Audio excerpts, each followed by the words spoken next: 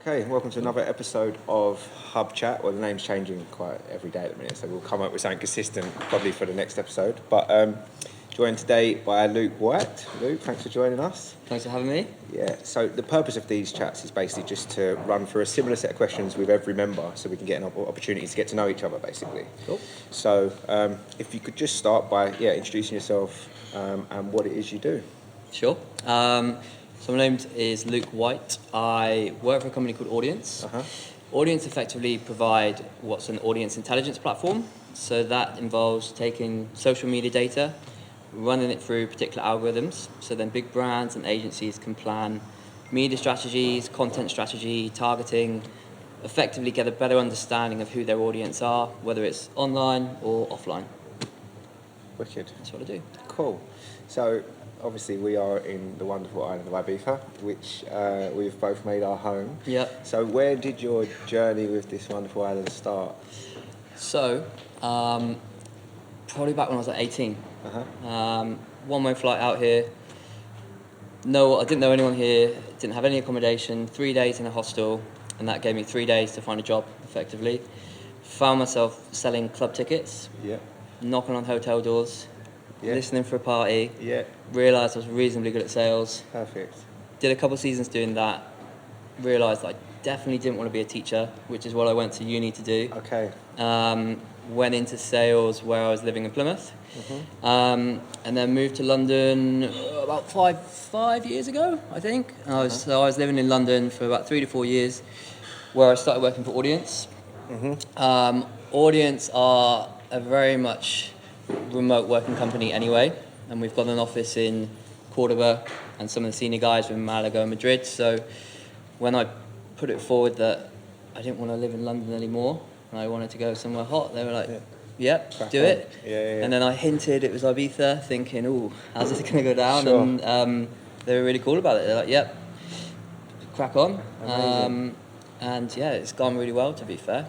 We do just as well working remote as we did from the London office. Wicked. So that's how long have you been here then now? When did you make that jump? You know what? A year this month. So it's October 1st today, is it? It's October 1st tomorrow. It's October 1st tomorrow. I think we got here around mid-October last year. Perfect. Yeah. Now, what would you say to someone that's thinking about moving to Ibiza? I guess people have been working remotely now for a bit. Yeah. The first thing, I think it would depend on, my answer would depend on who they are as a person. So for example, when I introduce myself in work meetings and they see the palm trees and they see the background and they ask where I am and I tell them that I'm in Ibiza, people that haven't been to Ibiza see it as this big clubbing island and it's just party, party, party. So if they're that sort of person, then I would give them the background info about just how much more this island is other than just partying. Because there's so much going on here. If they were in the know and they didn't need that lesson, then I would just tell them 100% go for it. Because what it's done for me is, firstly, I don't commute to work 2 hours a day anymore. I've got all of these beautiful walks and the coast and getting in the sea and able to go surfing and all of these things that I didn't have when I was in London. And that my quality of life has just gone up so much more. So when I am working, I'm more happy to be working. I'm happier to be productive, knowing that it doesn't take me an hour to get home. I'm not going to be sat on the Northern Line for 45 minutes. Once I'm done here, 15 minutes, I'm home, and that's it. I'm done. Perfect. I mean, granted, I still work. I'm still on my phone all the time like you. I'm a bit of a grafter, but you can do it. If you're going to work hard, you're working hard anyway, right? Just so happens that if you've got time off, you've got, or you don't even have to have time off to do this experience. So most of the time you have to pay to go on holidays to do these things. We just do it after work or before work, or of course you get to work from the hub. Yeah, exactly that. Yeah, get to work from the hub. Just leading into the hub, I guess. Since you've joined here, what stands out for you as like a positive? So you know what, the reason why I joined here, so I originally came last year, way before COVID was even a thing, and I popped in purely to use a meeting room. I had a big meeting with an agency, tried doing it at home, and my Wi-Fi cut out, and it was just one of those agencies you don't mess up with them. So I was like, I had one more chance. So I came in here, used one of the Wi-Fi rooms, one of the Skype rooms, perfect Wi-Fi. I smashed my meeting, and I sat down and had a coffee, and just the vibe that I noticed there's a bit of an atmosphere, and it seems that a lot of the professional people that I've met kind of here and there over a long distance of time, we're all in one place. So within the matter of a week of coming here, then I was just part of this community straight away. So that was the first thing. The second thing for me now is it's actually the routine.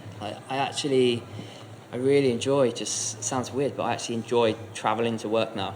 Before, because it's so easy to get out of bed, have a shower, and then you're bang straight at your desk if you're working from home. Now I've got that vibe of making sure I go to the gym first, get a shower, travel here, listen to the radio. Kind of you get that going to work vibe, and on a Friday you get a going home vibe. I like that.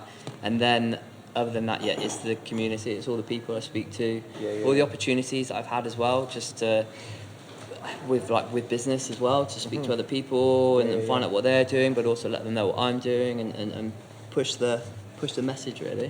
Wicked, man, amazing, nice one, bro. Finally, just to wrap it up, we're trying to obviously get inspirational messages out there. If you could look back on your career so far, what's a highlight for you? What's something that you're super proud of? Across anything you've done. So I think something I'm super proud of is actually what I've achieved with audience now. I guess sales as a whole, from someone that growing up as a kid, I always thought I wanted to be a teacher, and then kind of turning my back on a degree and stuff to go into sales. I guess that was a bit of a brave move, but that seems to have worked out well. And then with audience, I've watched it grow, and I've become a member of the senior team, and it's not just a job for me now. I'm part of that. I'm part of that team, and I'm part of almost that audience family. And we are a family anyway, but I feel just proud to watch it grow. I'm not just a salesman looking to get my own commission now. I'm a salesman / a leader / someone that looks after different channels, and it's good to just be part of that really, and not just have a job, but have a role within an organisation.